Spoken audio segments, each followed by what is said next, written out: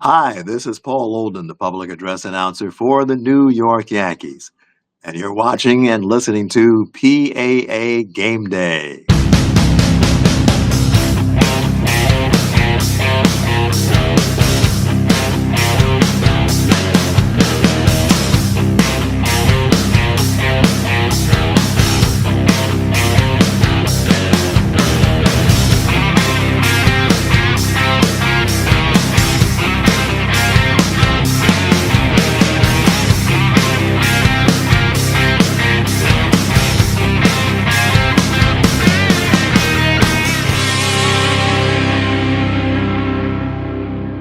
Please welcome the host of PAA Game Day and a public address announcer for Syracuse University and Colgate University, as well as the New York State Public High School Athletic Association for numerous championships, Tom Winiecki.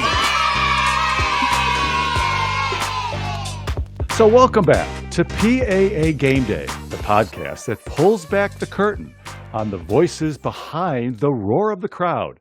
I'm your host, Tom Winiecki, and today we're headed to New York City, and more specifically, to the Bronx. You've heard this man's voice echo across Yankee Stadium, calling off legends and unforgettable moments. But what you haven't heard is the story behind the mic. He's worked Super Bowls. He's announced in Los Angeles and in New York City, and he's part of one of the most exclusive clubs in all of sports. Today, we sit down with the man behind the voice, Paul Olden. Paul, thank you so much for joining us today. My pleasure, Tom. Happy to be with you. Well, good. Paul, let's start with this. I heard you started in this profession at about 15 years of age. Now, Paul, most kids that age, they're trying to sneak into a ball game, and you're already breaking into broadcasting. So how does a young kid from Los Angeles go from the newsroom to eventually announcing Super Bowls and Yankees games? Well, I wasn't paid when I was 15. So I started practicing when I was 15, as per a letter I had received from Dick Enberg, who was a big star in Los Angeles during my youth, along with Vin Scully and doing Dodger games and Chick Hearn doing Lakers games. Uh, so I had a great trio of announcers to steal from, borrow from, learn from, to form my own style. But Dick suggested, because I had written a number of letters, because I decided that I wasn't a very good player, so I said, well, I want to be a broadcaster then. So I wrote a bunch of letters to different sportscasters, and Dick was among those who responded and said, just go out and buy a tape recorder, which at the time was a 3-inch reel-to-reel tape recorder, literally a tape recorder, and just practice in front of the TV during games or go to Little League games. In my case, I went to University of Southern California college games to sit in the stands and practice play-by-play. So that's where I started. I obviously was still in high school at that point, but I got some PA opportunities at Dorsey High School for basketball and track and field and football. So that's where the PA part of my career started, but I had no plans on becoming a professional PA announcer. I wanted to be a play-by-play announcer. Oh, okay. Now, earlier when we talked, you mentioned names like John Ramsey and Todd Lights and how they influenced you. Can you talk about those two gentlemen for a minute? Well, John Ramsey was the longtime public address announcer for anything athletic in Los Angeles when I was growing up. He was the Lakers and the Kings and the Rams and the Dodgers. I'm not sure if he did hockey or not, but I wouldn't be surprised. He did everything. So you hear that voice everywhere you go if you follow sports in LA, and you can't help but be influenced by it.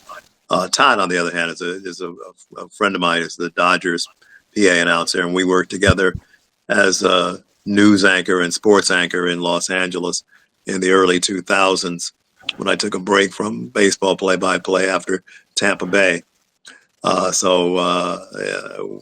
He influenced me by just being one of the great voices of the game himself, in addition to being an outstanding singer. And quite often he would do national anthems. He was a big he grew up in Boston, so he did the national anthem at Fenway Park several times before he was the PA announcer. So he's a great singer, has his own band, but he's been with the Dodgers now 11 seasons. And whenever I go out there, we always visit. I go up to the PA booth and visit with him and take pictures and post pictures of the opposing coast's PA announcers who were good pals. Oh, okay. So now, you mentioned the taking pictures, and I want to get into your photography a little bit later. But this next thing I came across as I was preparing for this, and this is impressive. The Yankees, to my count, in their 120 plus years of history, I've only found 6 full-time public address announcers. 6. Jack Lentz, George Levy, Red Patterson, Bob Shepard, Jim Hall, and you. Now, maybe our listeners or viewers, or maybe you, Paul, you could correct me. And if I missed somebody, please let me know. But still, that's fewer than U.S. presidents over that period of time. What does that mean to you? Well, longevity for one. I mean, for Bob Shepard, he was in the job for 57 years. And Jim Hall was his number one backup for almost all of those years. Bob was a speech teacher at St. John's University, and Jim was one of his students. So he eventually took over as Bob's number one replacement, most notably because he sounded identical to him, although Jim always said, I never tried to sound similar to Bob Shepard, but that's just the way it came out. You couldn't tell if Bob wasn't there that day when Jim was at the mic because it sounded exactly the same. So I just completed my 17th season. Unfortunately, the Yankees were eliminated from playoff contention last night or on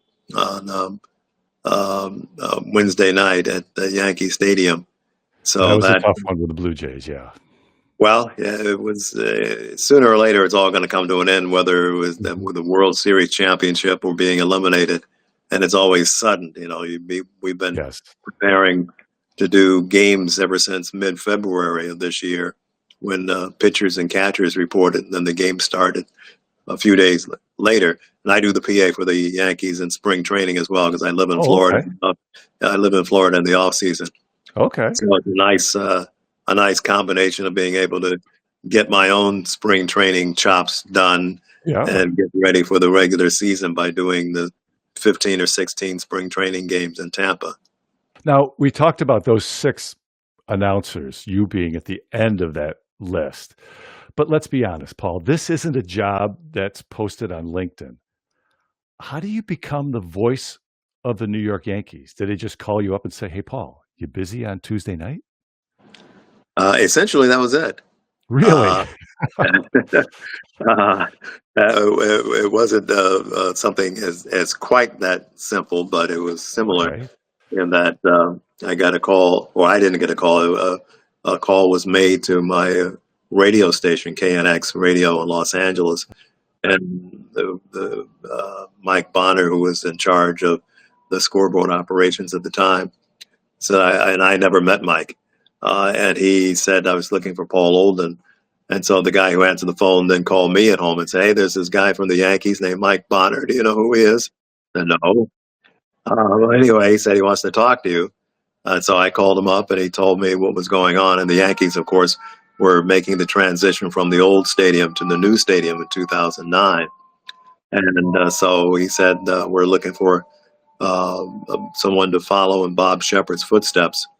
Notice I didn't say replace, but follow in his footsteps. And so he said, okay, I'll send you a sample script and you rehearse it, and then we'll fly you in for an audition here at Yankee Stadium. And so I didn't hear from him for another 3 weeks. I thought maybe they changed their mind.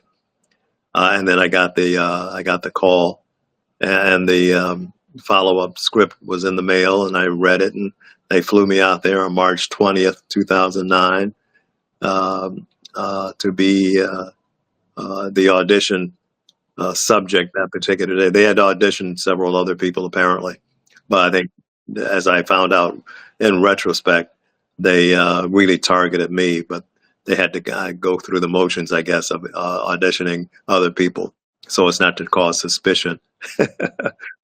So I got the script, and I flew to Yankee Stadium, and it was partly snowing that day.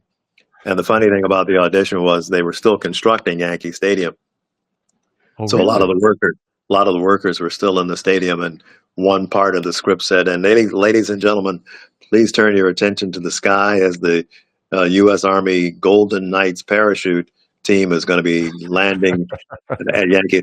And you could see some of the workers stop what they were doing, and they started looking up and looking around. Oh, And the see. only thing they got was a face full of snow. Well, It was just part but of they the script. believed your voice. They believed your Yeah, voice. yeah. So they had different Yankee personnel sitting in different parts of the ballpark listening to me. Oh, Uh, wow. and many of them I'd known because I've been with the Yankees in the early Okay. 90s doing games on TV. Okay.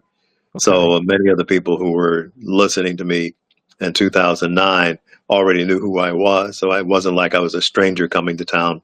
And then a few weeks later, I got a call from the Steinbrenners while I was on vacation. And they said, "Well, we'd like to welcome you to the Yankee family. We want you to be our PA announcer." Oh, So that was it. what did it feel like getting that phone call? Oh, just great. A relief, really, because I was looking to get back into baseball after taking 5 years off from doing play-by-play, and this again came out of the blue. I really wasn't paying that much attention, so I didn't realize the Yankees were building a new stadium, and that was ready to open in 2009. Oh, wow. Uh, Kind of What, divorced myself from following baseball day to day after a okay. while. Yeah. What a way to get back into baseball is to be named Yeah, the PA announcer at Yankee Stadium. Now, our yeah. producer, Matthew Wallace, came across a New York Daily News article from November 27, 2009, where Bob Shepard talked about you. And he said, and I quote, "He seems to be a very quiet, dignified, and a professional fellow taking over my job after 50 or more years up here. When I hear him in the background, when I'm listening to the TV, he sounds clear. He sounds dignified. I think he sounds professional. That's what the Yankees were looking for." Close quote. Now, you're following legends. And yet, when fans hear you, they know that's Paul Olden. That's not Bob Shepard. That's not Jim Hall. That's Paul Olden. So, how do you bring your own flavor to the mic without losing the weight of Yankee tradition? Well, it was a pretty easy transition. It helped that I had known Bob for many years, Mhm. so it wasn't like I was coming in and replacing or following a legend that I was in awe of. Certainly, I was in awe of what he had accomplished, but I knew him on a personal level as well, so that helped ease the transition. And I just did what they hired me to do. Mhm. I'm sure that many of them had heard me doing the Super Bowl public address announcer Okay. job and figure that I could handle a big assignment like being the Yankees PA guy. Hmm. So I didn't have any real issues of stepping in and just being me and being what they were looking for. As long as stayed inside what they called the Bob Shepard box Hmm. of style, I Okay. could kind of bounce around from corner to corner inside that box, but not to kind of exceed the edges. And that meant not being crazy like Carnival Barker type Yeah. announcer, Yeah. which I wasn't anyway. That wasn't my style, and I think they Yeah. knew that. And many of them heard me do New York Jets play by play Hmm. and Yankees baseball for the years I was with the team and in New York in the early 90s. So they kind of knew what kind of style of announcer I was anyway. I wasn't a Okay. screamer. I wasn't Yeah. a guy who was going to yell and go crazy behind the microphone. Yeah. Now, there was one thing you told me that you'll root for the Yankees as long as the mic is off. So how does that sound in your game announcements?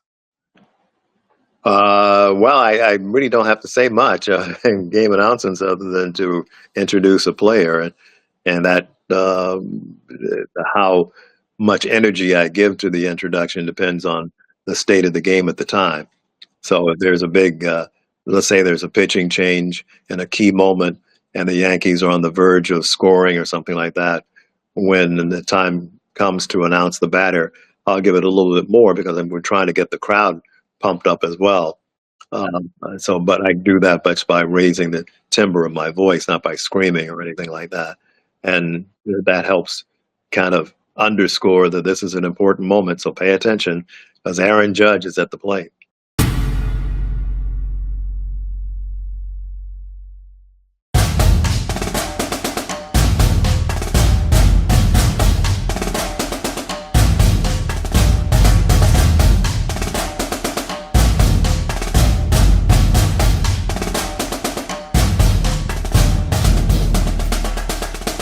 Announcing the Game is a free resource to public address announcers to take you through how to take your skills to the next level.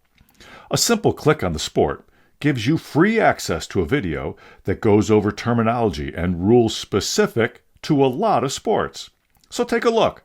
See if we can help you improve your skills. So we're back with our guest, Paul Olden. Now, Paul, the fans hear you in the stands. They recognize your voice. We've talked about that. That's Paul Olden. But I want to talk about an invisible relationship between a public address announcer and their audience. What's it like at Yankee Stadium with those passionate and highly knowledgeable baseball fans? Again, as a PA announcer, I don't have to really have that much of a relationship with the crowd other than to announce clearly and concisely what's happening on the field. Excuse me. And so, I'm in a booth by myself. So I am kind of separated from everybody else, even in our master control. I'm just connected with an earpiece to my director. We work so closely together that I don't even have to get any cues for pitching changes or anything like that. I know when I see animation on the scoreboard, it's time for me to talk, and he expects me to be ready. That's the only thing. They expect me to be ready when I'm supposed to talk, even though they don't give me cues, because I know the format and how things are supposed to go. So, and I take pride in being ready and not being caught by surprise. Every once in a while, they try to slip in a pitching change at a spot where they don't normally do it, but I'm ready. Yep. A couple of times I've been caught, but other times, over 17 years, you get a bobble here, bobble there. But it sounds like with your preparation, it's a work that nobody sees you do, but it results in a smooth production and things are done on time. Now, earlier, yes. you talked about your relationship with Bob Shepard, the voice of God, he was called. And you knew him from your television days. You talked with him all the time. And you even stayed close with his wife, Mary, after his passing. And I heard that you keep a photo of him on your desk. What do those relationships mean to you? I like to have that connection with the people that I either worked with or had a relationship with over the years. Let me pause here and get this picture. Hold on. Be right back. Not going very far, so I just have to reach into my game bag here. So.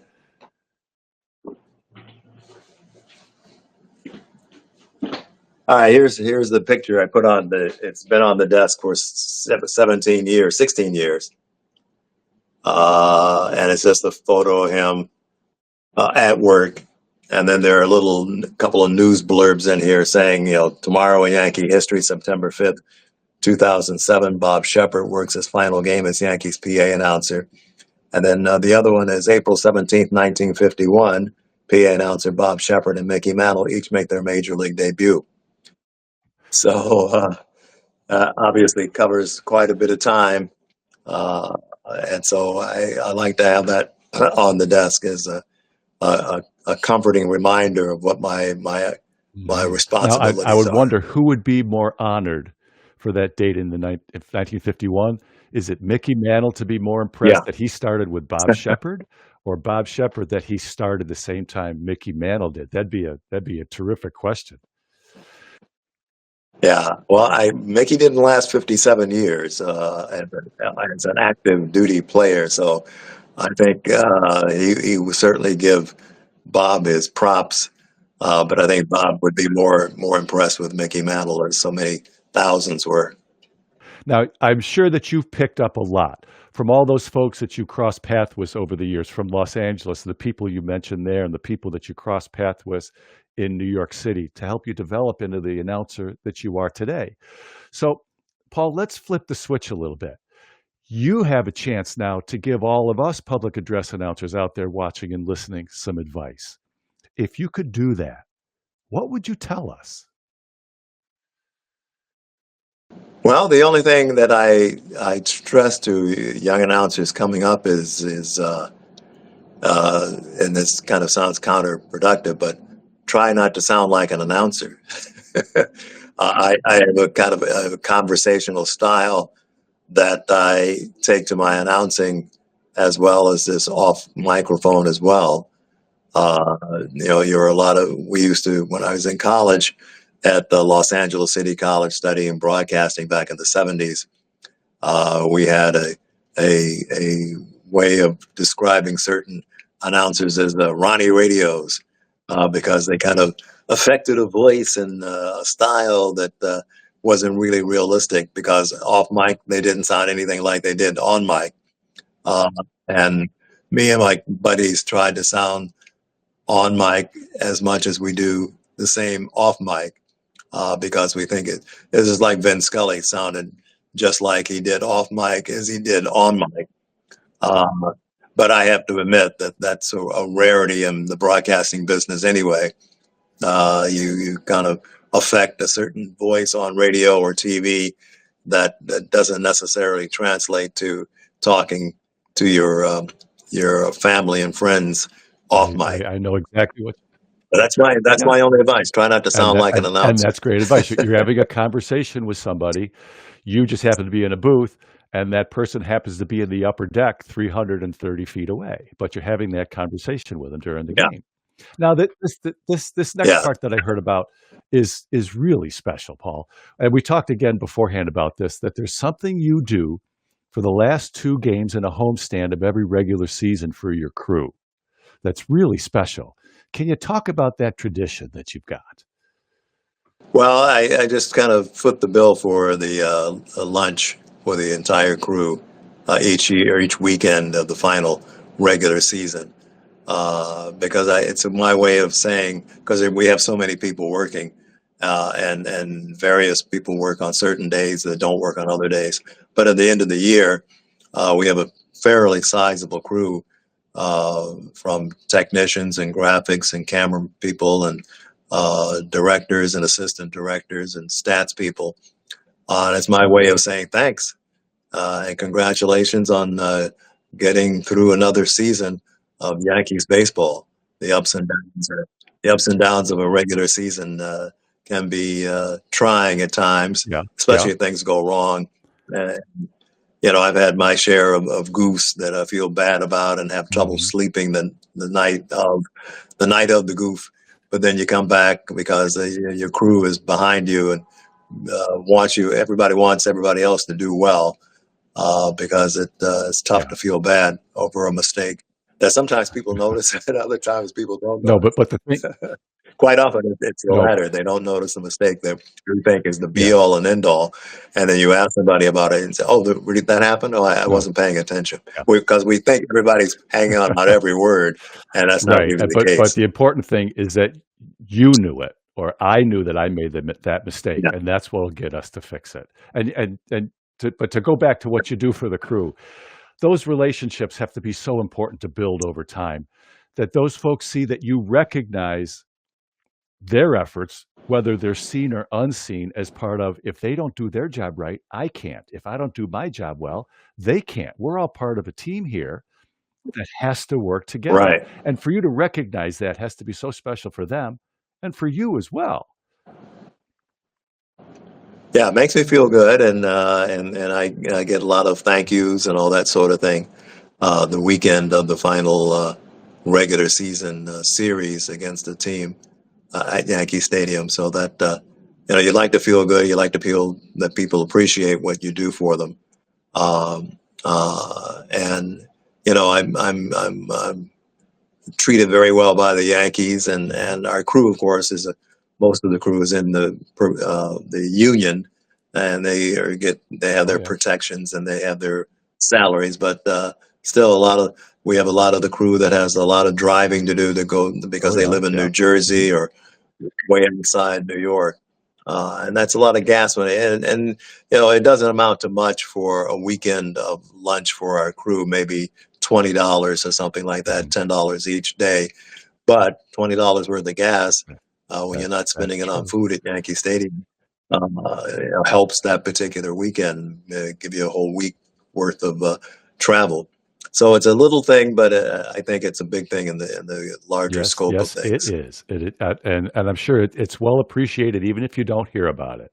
I'm sure they appreciate it tremendously. Yeah. Well, folks, we're going to take another quick break, and we'll be back in just a few minutes.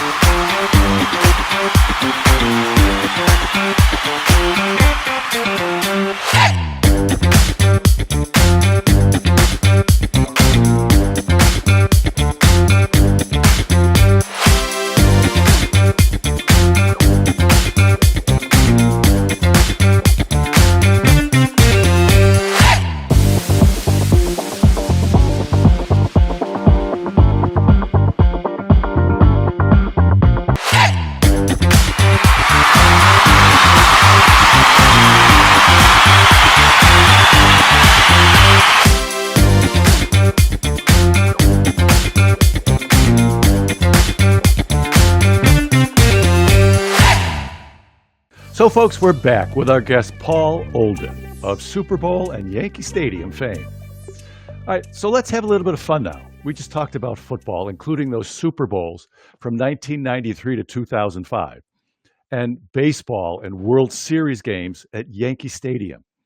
Talk, if you will, a minute about the differences in announcing those two sports, how your preparation or performance is different, or maybe parts of your prep that are exactly the same. Well, the preparation for the football games just starts the week ahead of time because you have to kind of get an idea what the offenses and the defenses look like and who's playing and who's going to be on the special teams and who's doing the kicking and holding. With baseball, with the PA, for the Yankees, I mean, I show up 2 hours ahead of the game time and have already marketing has prepared a script of the pregame activities on the field for me to narrate. So that's the extent of the preparation. I just have to make sure I have the names correctly pronounced and all that sort of thing. But football, when I do one football game a year now. That's the Pinstripe Bowl That's right. Yeah. at Yankee Stadium in December. And so as soon as the teams are announced, I go on YouTube, thank goodness for YouTube, Mhm. and start looking at the games for the particular team just to find out who the players are, how their names are Yep. pronounced, Mhm. and who I can look forward to seeing when the game comes the following week or the late December after Christmas. So that's a little bit more involved than the nightly Yeah. Yankee PA preparation. Okay. Now, with the Super Bowls and World Series games, the be all and end all, the top of the mountain for those two sports. Do you do anything different in your preparation, or is it a voice inside your head that says, "All right, Paul, this is just another football game, or this is just another baseball game"? Well, they for the World Series, for instance, we have a lot more in-game reads to do. Many of them are sponsored by Major League Baseball and required to be done. With football, with the Super Bowl, I report to the Super Bowl site 1 week ahead of time because there's a lot of pre-recording going on uh, of items and that are dropped in during the game and before the game. And they just want you on site, whether they are giving you a daily assignment or not. They want you there, so there's no danger of you not being able to travel to get in for the game the following Sunday. But otherwise, you try to treat it as much as a regular game as possible. In baseball, for the World Series and for the playoffs, the first for the first home game, there's the baseline introductions. Yeah. So thankfully, they have finally realized that we don't need to introduce the assistant massage therapist and people like that, Okay. Yeah. because we used to have to introduce all those sorts. Oh, yeah. The therapist who helps with the mental coaching, and Yeah. the assistant video guy. Not that they don't deserve to be announced, but Right. in that sense of grandness, why are we introducing so many of these people? Right. So Yeah. now for instance, the other night with the Toronto Blue Jays, my first announcement is, ladies and gentlemen, please welcome the Blue Jays staff and coaches and support staff, they're already lined up, and non-starters. They're already lined up on the third base line, so I don't have to introduce all those people, which would be 30, 40 people Yeah. before I got to the regular starting lineup. So we don't have to do that anymore for them. For the Yankees, we introduce everybody. Okay. So that's still a tradition that I don't mind doing, because it's the home team. Yeah. But for the visitors now, we cut down the introductions way back, Mhm. I think for the better, because that did take up a lot of time. Yeah. Yeah. And So that was and then in the Super Bowl now, at the beginning when I started, I did introduce the starting lineup for both teams. They don't do that. They don't have the PA guy do that anymore, because there was one instance when I introduced the Dallas Cowboys, and now the Dallas Cowboys take the field, and they were supposed to run out on the field, and then I do the starting lineup. Well, the Cowboys, I think, were playing the Buffalo Bills that year. The Cowboys decided to walk onto the field instead of run. Oh. So that threw us behind by almost 90 seconds to 2 minutes, which is an eternity in football, because everything in the pregame show leading up to kickoff is timed to the nth degree. Oh, yes. So we decided after that, no more introduction of the teams like that. Okay. That it's all going to be pre-recorded, so as they can control every second on the clock leading up to kickoff. But so you can thank the Dallas Cowboys for that. Okay. Now, and Paul, in all your years on the mic, in those different sports and all those seasons, is there one moment that you've announced that stands out for you? If I could quote Phil Rizzuto, have you ever had a holy cow moment? Well, not really in PA. I mean, you announce the player and then it happens, as opposed to doing play-by-play of it happening as you're describing it. But when I was doing the play-by-play for Tampa Bay, when Wade Boggs got his 3,000th base hit, and I happened to be on television that inning, we used to switch off. Dwayne Stats, who was still there doing TV, we would switch off in the middle of the game, and he would do radio and I would do TV. That's the way it used to be for every team, but it's not that way anymore. And so that was a nice little tradition that was part of a dying tradition when we were doing it back in the late 90s. But calling the play-by-play of the 3,000th base hit, which I prepared for that week, they always say, you're not supposed to write out anything, but I wrote out what I was going to say. I did, and just had to fill in the blank, because I had listened and watched many of the other 3,000th base hit calls, and almost every man said, "And there it is." So I said, well, right there, I'm not going to say, Okay. "And there it is." Yep. So I came up with something like, I said, the hit that makes history is, and I left the blank. There you go. And so I fill in whatever happened. Yep. So after I described the home run call, which was to the right field stands, I paused for the crowd to kind of get into it. Yep. And then I said, the hit that makes history is a home run. And then I shut up for another 30, 40 seconds while the camera followed Wade around the bases, and him coming to home plate and kneeling down and kissing home plate. Yep. And then you fill in. Like it was on television, so I didn't need to do any description of what was going on, because I respected the audience to figure out by watching what was going on. I didn't need to tell them. That's not always the case, of course, these days with TV play-by-play announcers. But that's a podcast for a different day. Yes, it is. Yeah, but it sounds like you said what needed to be said, and it Yeah, was Paul Olden. It was not somebody else. You said what needed to be said, and then you got yeah, out of the way of the game. right. Yeah, yeah, yeah. You learn that from Dick Enberg and Vin Scully, to say what you have to say and then let the crowd tell the audience listening or viewing at home that it's an important moment. I don't need to cite a litany of stats or anything like that to underscore the moment. There's time for that. Now, on the other end of that spectrum, instead of the holy cow moment, the 3,000th hit, was there ever a moment that on the mic that you wish you had back? You kind of said, you mentioned some of them before that you heard and nobody else noticed and somebody else may have noticed, but was there one that you said, I wish I had that back?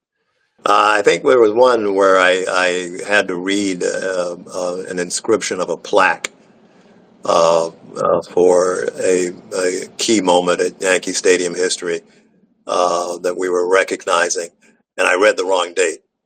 Yeah, even though it was right there in front of me, for some reason, sometimes you say things and you're looking dead at it, and it comes out differently.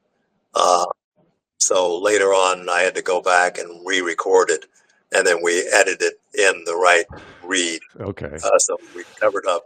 Now let's step away from the ball game for a second and away from the mic. I heard you're a pretty serious photographer. Now, I've seen a lot of your photos on Instagram, and Paul, that's impressive. What got you into that world of photography, and what keeps the shutter clicking? Well, just a curiosity keeps the shutter clicking. One of the great photographers used to say, I wonder what it looks like if I take a photo of this. And so there's so many things out there to take a photo of that kind of keeps you going day after day. And lately I've been into black and white and monochromatic photography, and that's a whole challenge because a lot of that work is done to bring out the qualities of the photo in the dark room or the light room, electronically, digitally these days. Lightroom is what I use to bring out the high quality of a black and white picture, and that is time consuming. So that makes a lot of photographers shy away from doing that because a lot of people really don't like sitting in front of the computer and doing post production. Yeah. And I can't blame them. No, you'd rather be out in the field having fun with your camera. But yeah. So I just like taking pictures, and it's a serious hobby. And I take some pictures at Yankee Stadium when I can, because of where I sit. I'm kind of limited in my mobility. There's only a certain amount of pictures I can get. Sure. The mound and the home plate area. Yeah. So I have a whole litany of plays at the plate because it's close to me and I can get a clear shot. Maybe some plays at second base, but otherwise, that's not a heck of a lot I can get. A lot of first pitch throws, I can get those. So last night after the game, of course, Toronto had their whole team on the field for a team picture, and I got that. Obviously, I don't like taking too many of those pictures, and I'm certainly not going to post the opposition celebrating on Yankee Stadium field. That's not going to happen. No, completely understandable. Yes. Now, Paul, this whole time has been a complete, absolute pleasure for us. You've not only given us a look into the art of public address announcing, staying in that Bob Shepard box, but also the heart behind it, those relationships, the stories, the legacy of working at a place like Yankee Stadium. Now, Paul, I've got one more question, if that's okay. After everything you've seen and everything you've said over the years on both coasts, what keeps you coming back to the mic? Well, I've been involved in sports since I was 15 years old. And of course, before that, trying to play. I wasn't a very big kid, so I didn't have much success in basketball, football, or baseball, in part because I was in the school orchestra, and a lot of time was devoted to practicing the music as opposed to practicing baseball. Now, what did you play in the orchestra? Percussion. Okay. Anything that made noise, I play.